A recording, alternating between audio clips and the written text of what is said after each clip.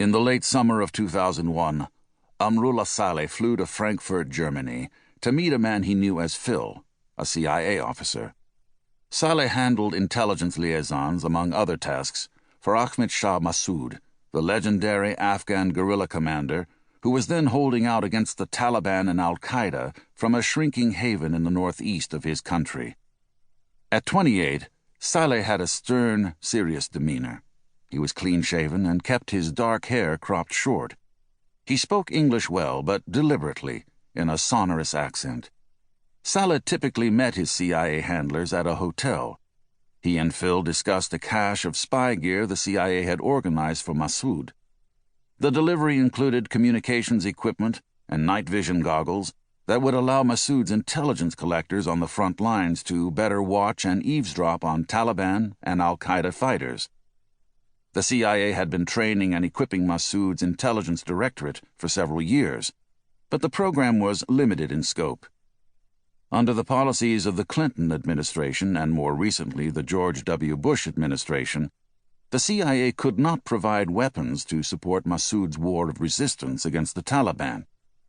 The agency could only provide Massoud non-lethal equipment that might aid the agency's hunt for Osama bin Laden, the fugitive emir of Al Qaeda, who moved elusively around Taliban-ruled areas of Afghanistan.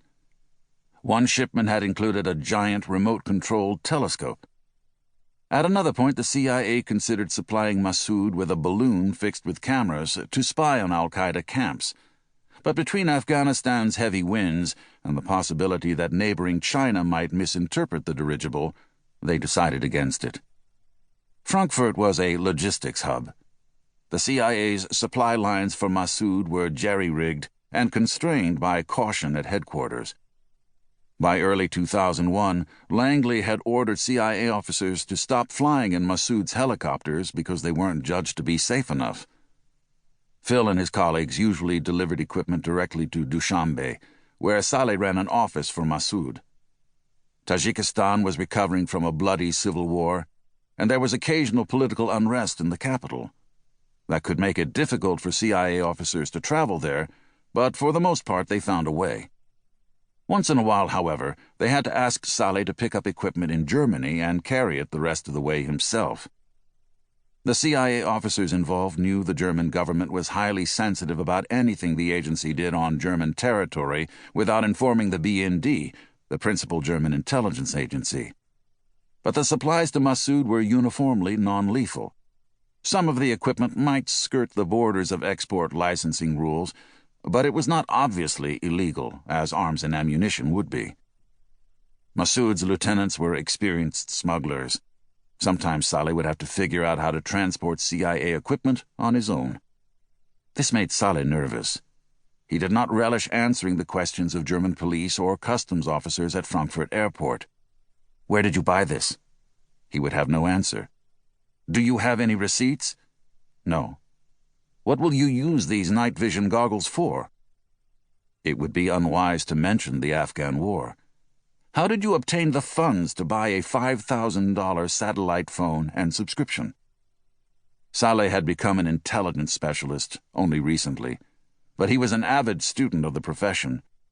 In 1999, Massoud had selected him and 8 other senior aides and commanders to travel to the United States to attend a CIA training course put on by the Counter-Terrorist Center under strict secrecy rules.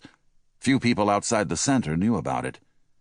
The curriculum partly covered the arts of intelligence, identifying and assessing sources, recruitment, technical collection, analysis, and report writing.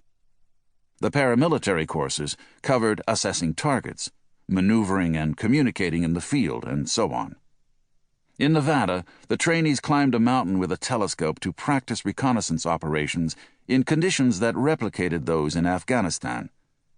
The training reflected the CIA Counter-Terrorist Center's hope, a quixotic one in the view of many agency analysts familiar with Afghanistan, that Massoud's guerrillas might someday locate and trap bin Laden, even though the Al Qaeda leader rarely traveled to the north of the country, where Massoud's guerrillas were. At the CIA school, Saleh was a bit bored by the paramilitary instruction. He was more drawn to the craft of intelligence collection. He wanted a fuller understanding about intelligence systems and methods. He peppered the CIA officers on the faculty with questions. He found a few who were willing to give him extra time, and he tried to understand how the CIA worked. When the course was over, Saleh went to Borders to buy a stack of books about spy services and intelligence history. Since then, he had earned respect at the CIA. The officers with whom he worked assessed Saleh as tough, disciplined, honest, and professional, if also a bit young to command authority in Afghan society, which venerated the aged. To solve his shipping problems in Germany, Saleh tried to draw on his self-education, particularly concerning the methods of Israeli intelligence. Mossad had networks of helpers around the world, not just employees and paid agents or informers, but friends of the service who could be called upon for ad hoc favors. Saleh telephoned an Afghan-German businessman in Frankfurt whom he had cultivated for such assistance. "I have something I need you to do. I need your help," Saleh said.